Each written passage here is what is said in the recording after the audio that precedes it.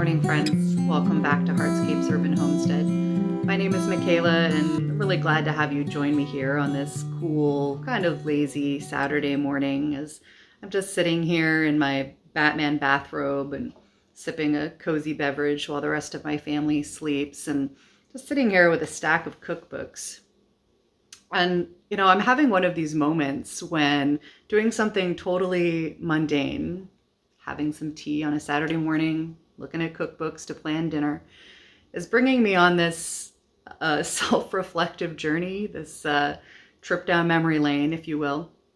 And I wanted to invite you into that and just share a little bit of it with you and to talk to you and to talk to a little part of my past self, the me 23 years ago who was just starting to wake up to and take the first tentative steps towards shifting my mindset towards what I would now call a homesteading mindset. And I also want to talk in particular to any of you who might be in a similar place to where I was at that time. Because looking back on it now, I can see how important those first seeds that I planted in my consciousness and my mindset that seemed almost impossible at the time are now fully bloomed and in a really beautiful fruition in my life. And I'm hoping that this can be an encouraging chat with any of you who are in a similar place, or those of you who are already well on your way in these mindsets. Perhaps you can commiserate with me. So grab a cozy beverage and let's just sit down and chat for a bit. So this got started because I had the opportunity recently to purchase some really lovely high quality beef from a neighbor who had raised a beef cow and all of the best, most sustainable, most ethical, most beautiful ways that one can raise an animal for food. And I feel really grateful to have had the opportunity to purchase some of that from her. And that put me in a position of having some cuts of beef that I'm not used to cooking, that I really haven't cooked before. So I dived into the internet to find, different recipes and styles, and then realized that I really wanted to back that up and say, hey, let me begin with the cookbooks that I have here. So I went into that cabinet, and this might be true for you with any bookshelf, with any collection of things that you've built over your life, but you can kind of look back and see the different eras of your life in a collection that you've had for over a long period of time. And I realized that there are certain cookbooks that are like my go-to that I use over and over again. And I was feeling a little bored with those. So I went back to one that was really possibly definitely one of the first, if not the first, like cookbook that I explicitly purchased, again, about 23 years ago. At that time, I was really just beginning to wake up to a desire to cook from scratch. This was not something I was raised with. I was raised in a family that was very, shall we say, microwave oriented. And I didn't know how to cook. I didn't know how to use whole, fresh ingredients. I didn't know how to bring flavors together, how to really do any of it. And at that time, I was really waking up to a desire to be more sustainable, more home-centered, and to really kind of interrogate the food sources that I was bringing into my family, my tiny little family at the time, my ex-husband and my then baby daughter. And it felt really daunting and overwhelming to step into this whole world, this whole skill set, this whole culture of from scratch cooking that I had no lived experience with, no context for whatsoever. And it was daunting, but it was also exciting. And so, I followed whatever thread I did to kind of start finding sources. And one of the first books that I bought was this one here called The Breakaway Cook by Eric Gower. But Eric Gower, spent a lot of time living in Japan and other parts of Asia, and as a professional chef, and learned to really incorporate a lot of Asian flavors and ingredients, and then also bring that into alignment with the kind of European style cooking that he had been raised with. And so this book you know, essentially you could call it fusion cooking.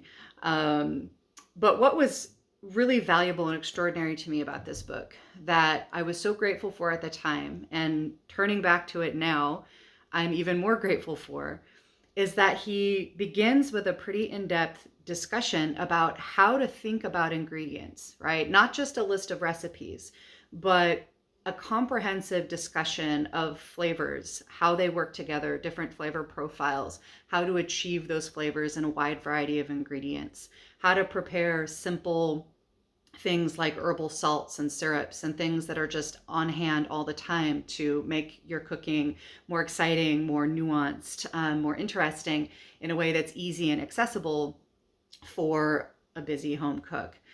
It taught how to, mix different types of ingredients to achieve not only the flavor balance, but texture, working with fats and acids, how they work together and so on.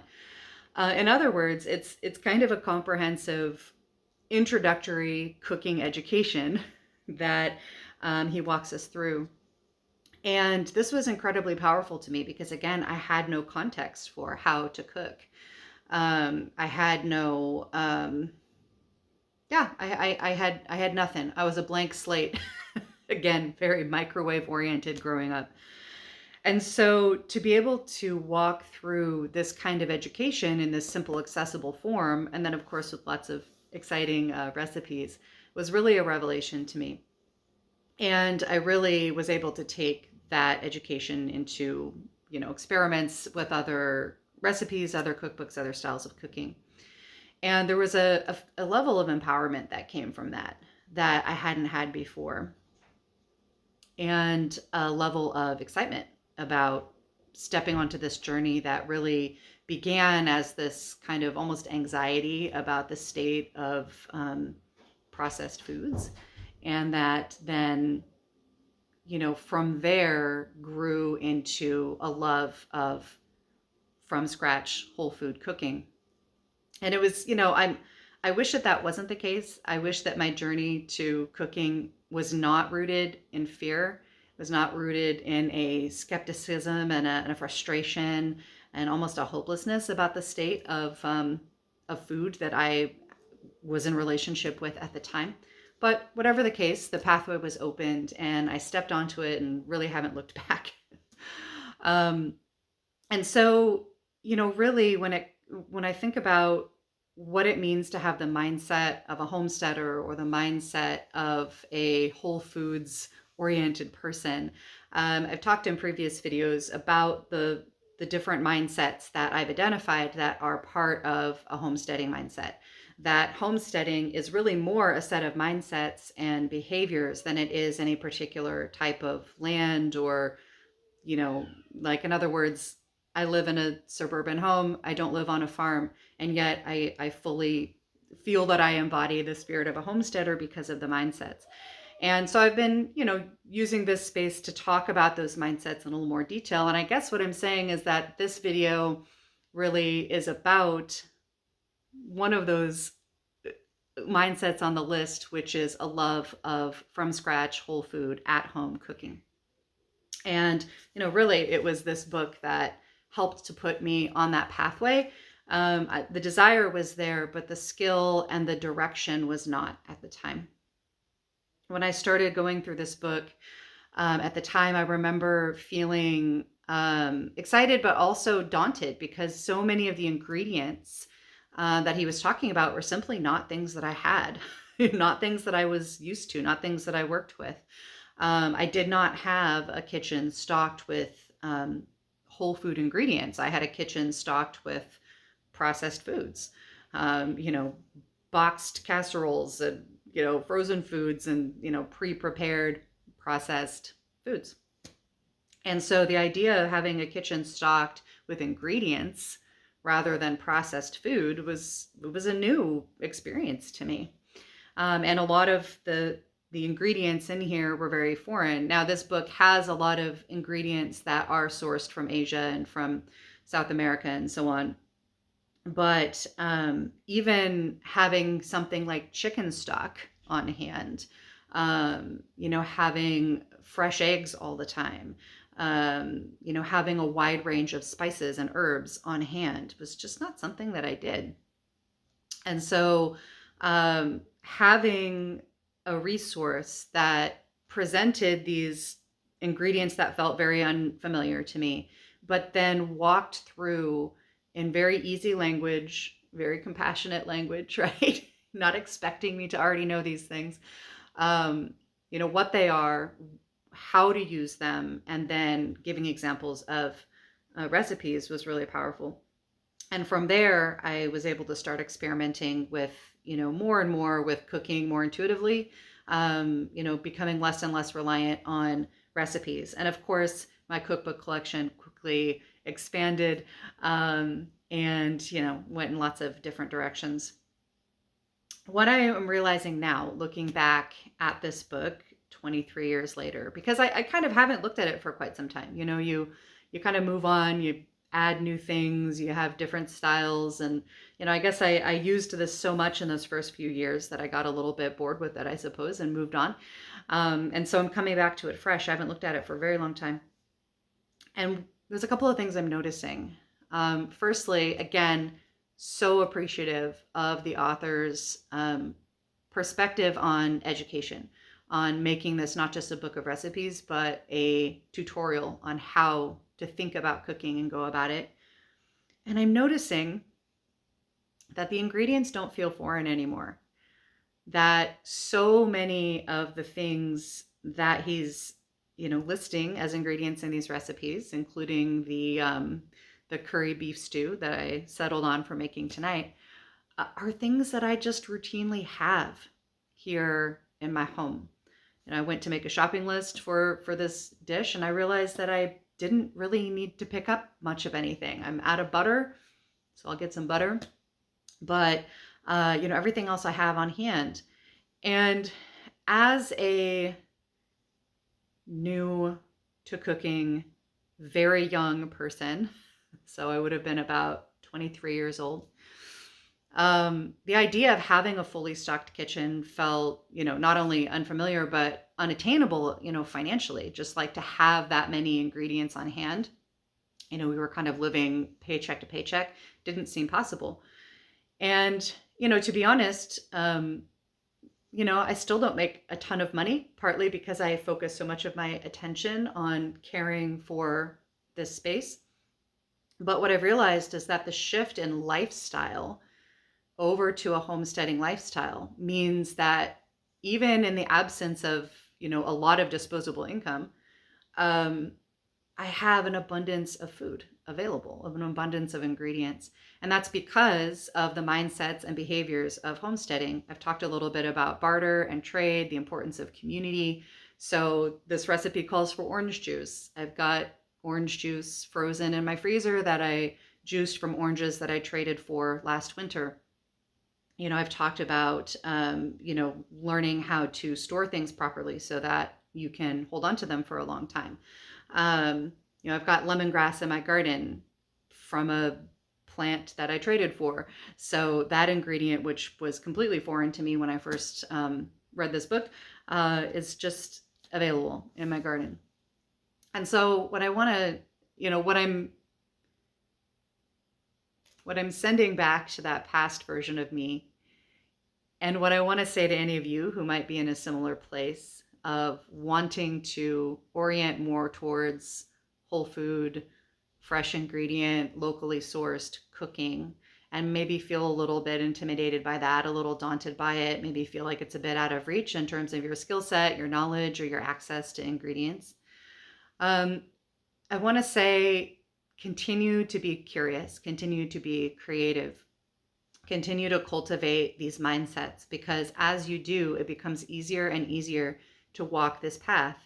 You become more and more connected to the resources that you need to feel abundant and resourced, even if it's not your current lifestyle, or even if you feel like you can't afford it. I was able to, stock up on some extremely high quality meat because of my relationships in my community. This person, just for reasons that were personal, was not able to keep all of the meat that was processed from the animal that she raised. And so she made it available to her community at an incredible price for an incredibly high quality product. Um, and again, having a garden going, having a lifestyle of storing foods properly, and you know, taking in ingredients when they are available, when they're abundant, when they're in season, and then storing them for the times when they're not. Like right now, oranges are not ripe in my area, so if I wanted to use orange juice in this recipe, I would need to purchase it at the store at a premium price because they're not in season yet. But I have orange juice in my freezer because last winter, when this town was absolutely bursting with orange trees that were dropping fruit all over the place, people were very happy for me to, take it in and use it. So, anyway, I just wanted to share a little bit of that with you, share a lazy Saturday morning with you, and hopefully a little bit of encouragement along the path. I know it would have been encouraging to me to hear this message back then. Perhaps it's encouraging to some of you. And for those of you who have already fully embraced with this perspective, I'd love to hear from you. I'd love to hear how you have moved into more of a space of abundance so that you can, cook fresh, whole, local ingredients as a norm, as the normal way of living rather than as an exception. This is it's an important thing for our personal health, for our community health, for the health of our land, the health of our planet, honestly, for us to live more in alignment with what is available in our region, in season, and to process it here at home rather than having it processed in a factory. So that's what I've got for you this morning. Just a little reflection on the mindsets of a homesteader with the emphasis on from scratch cooking. I'm gonna dive back into this book, make sure I have what I need to make this curry stew tonight. And I'd love to know what you're cooking up tonight. What's for dinner, friends? What are you putting on the table? And if it's from a box, that's perfectly okay. I made some delicious food from box cooking as well back in the day. Still do from time to time. All right, friends, that's it for me. I hope you have a wonderful day. May you be well provisioned for your dinner journey tonight. Cheers. I love you. Until next time.